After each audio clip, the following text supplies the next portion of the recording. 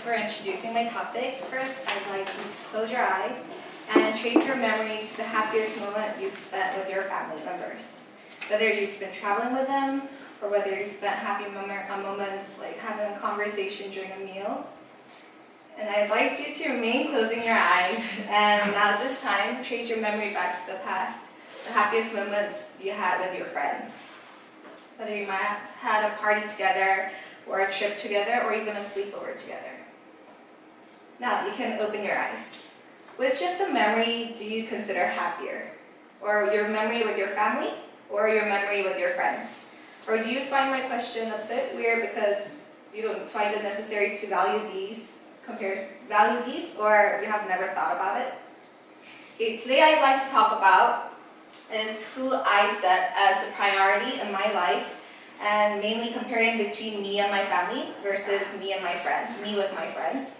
And also I would like to talk about how I have treated my family in the past and the behavior that I will change from now on.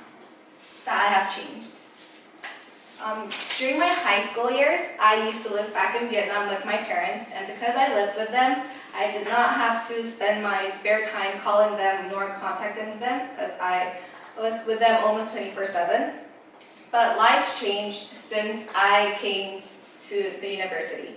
I had to live away from my parents as they had to go back to Vietnam.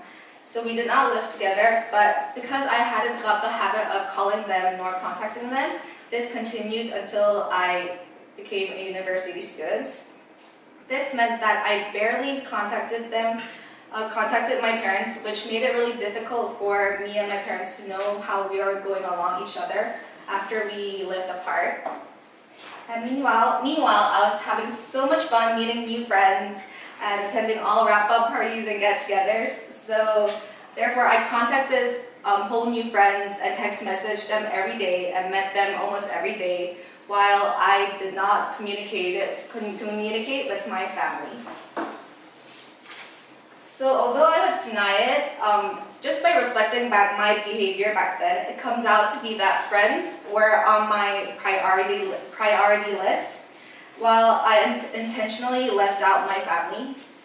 And this shows that I have treated my family poorly because in the back of my mind, I had that mindset that families won't drift apart, although I don't contact them much because they're my flesh and blood, and which consequently meant that I could spend more time and more effort in maintaining and building friend relationship.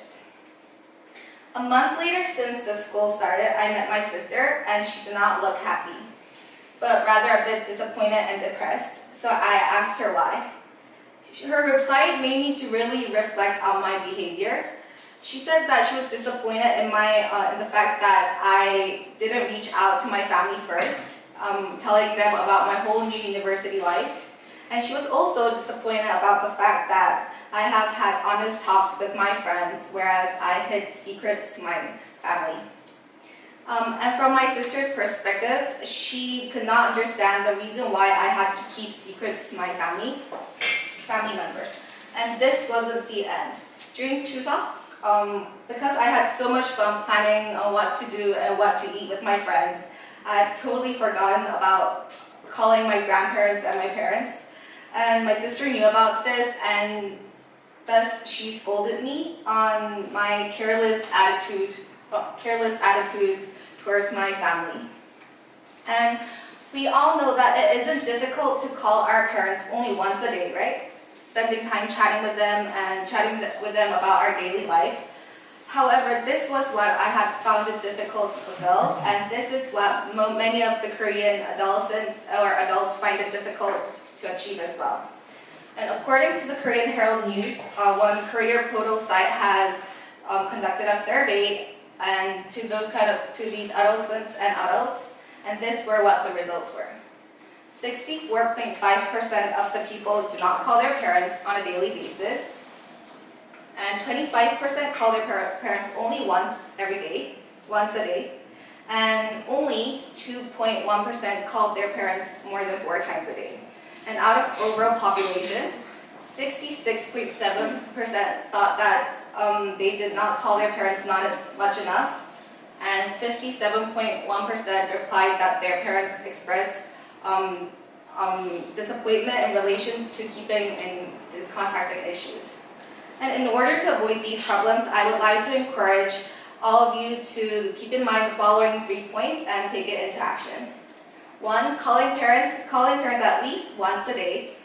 And although you might have nothing to say, I'm sure that they will be pleased. And 2, send photos of of how you're living on a regular basis, whether you're on a special occasion or not. And lastly, don't hide secrets to family, because family is not always about blood, but sometimes it's about who is there to hold your hand and support you, and you need them. So after my acknowledgement, I tried to prioritize my family, and thus I contacted my family more frequently. And after all, my sister thanked me for doing what I was told from her. And also my parents were really pleased about the fact that I contributed to family chatting more often, and that I sent photos of me and my friends and how we were doing.